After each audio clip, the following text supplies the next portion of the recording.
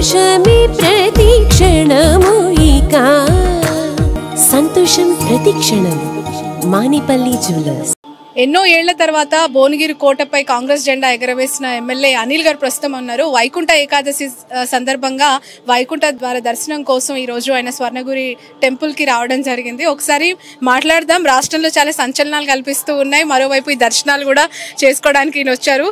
అనిల్ గారు, వైకుంఠ ఏకాదశి శుభాకాంక్షలు. ఈ ముక్కోటి ఏకాదశి సందర్భంగా రాష్ట్ర ప్రజలకు మీ మెసేజ్ ఏంటి? కాంగ్రెస్ ప్రభుత్వ పాలనకి సంబంధించి కూడా ఏం మెసేజ్ ఇవ్వబోతున్నారు ప్రజలకి? ఈరోజు వైకుంఠ ఏకాదశి సందర్భంగా అన్ని వైష్ణవాలయాలలో ఉత్తర ద్వారం తెరుస్తారు.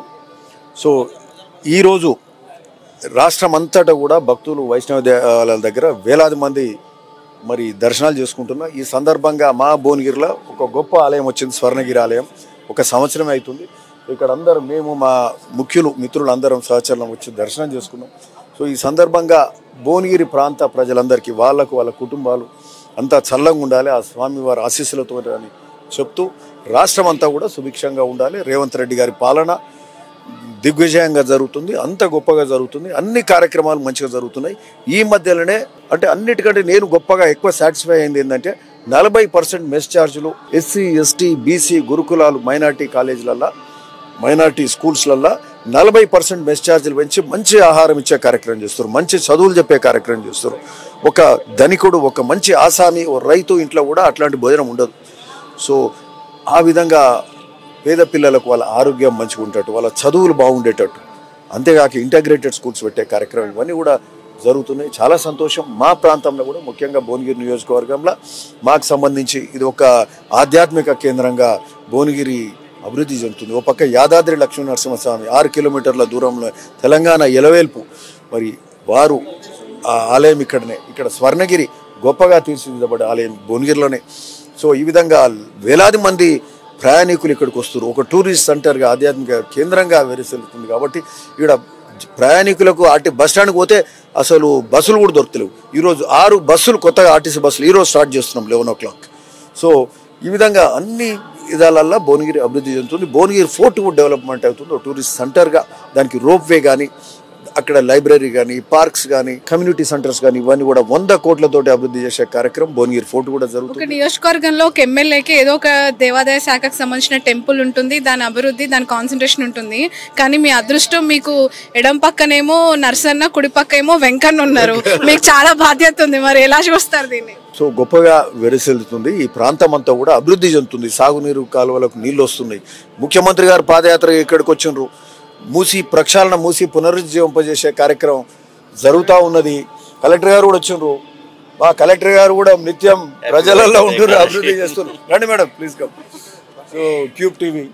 సో ఎనీవే అన్ని విధాల ప్రజా అధికారులు, ప్రజాప్రతినిధులు అందరం కలిసి భువనగిరి అభివృద్ధి చేస్తా ఉన్నాం. సాగునీరు కాలువలు అయితే, రోడ్స్, బ్రిడ్జెస్ అన్ని. న్యూ ఇయర్ ముక్కోటి ఏకాదశి వేడుకలు ఇక్కడ జరగడం ఎలా ఉంది సార్? నిజంగా ఒక తిరుమలని ఇక్కడ ప్రత్యక్షం చేసినట్టు తెలంగాణ ప్రజలకి భాగ్యం కల్పిస్తున్నట్టుగా అనిపిస్తోంది.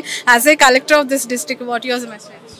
అందరికీ నమస్కారం. ఈరోజు ముక్కోటి వైకుంఠ ఏకాదశి అతి పవిత్రమైనటువంటి రోజు. భక్తులందరూ కూడా స్వామివారి కటాక్ష వీక్షణాల కోసం బారులు తీరి వారి యొక్క కృపా కటాక్ష వీక్షణాలు పొందుతున్నటువంటి రోజు. ఈరోజు ఉదయమే యాదగిరిగుట్టలో చాలా అద్భుతంగా వైభవపేతంగా లక్ష్మణస్వామి ఆలయంలో ఈ యొక్క ఉత్తర ద్వార దర్శనం జరిగింది.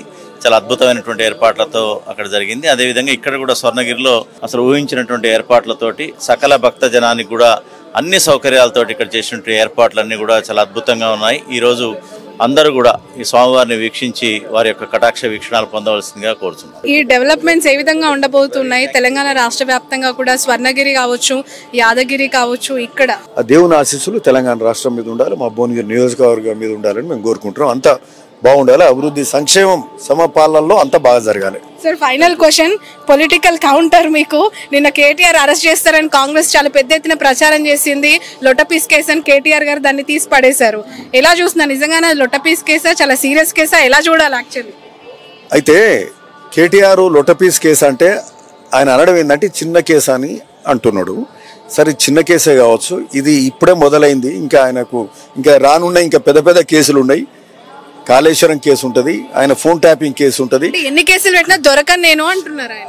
అంటే దొరకను అంటే నేను దొంగననే చెప్తున్నట్టే కదా అతను. అంటే ఎక్కడ అవినీతి జరగలేదు, చాలా నిష్పాక్షపాతంగా మేము ఈ ప్రభుత్వాన్ని రోజు తెలంగాణ రాష్ట్ర ప్రజలందరికీ తెలుసు దోసుకున్నారు, 1000 కోట్లు ఒక్క కుటుంబం దోసుకుంది. అందుకనే బుద్ధి చెప్పిండ్రు. మళ్ళీ ఇటువంటి వాళ్ళకు మళ్ళా కనీసము మళ్ళా దగ్గర కూడా రానివద్దు. అందుకని అసెంబ్లీలో చీదర కొట్టిండ్రు, ఓడగొట్టిండ్రు, పార్లమెంట్లో డిపాజిట్లో కోల్పోయినరు. వాళ్ళు ఏది మాట్లాడినా వాళ్ళు నడవదు.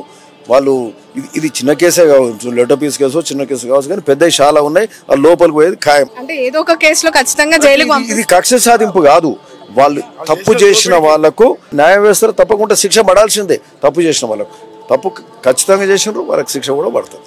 Thank you so much.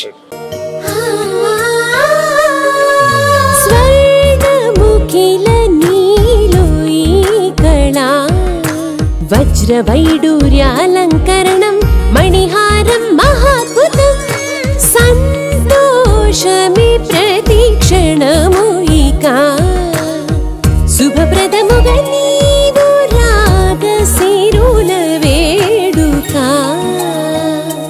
సంతోషం ప్రతిక్షణం మానిపల్లి జ్యువెలర్స్.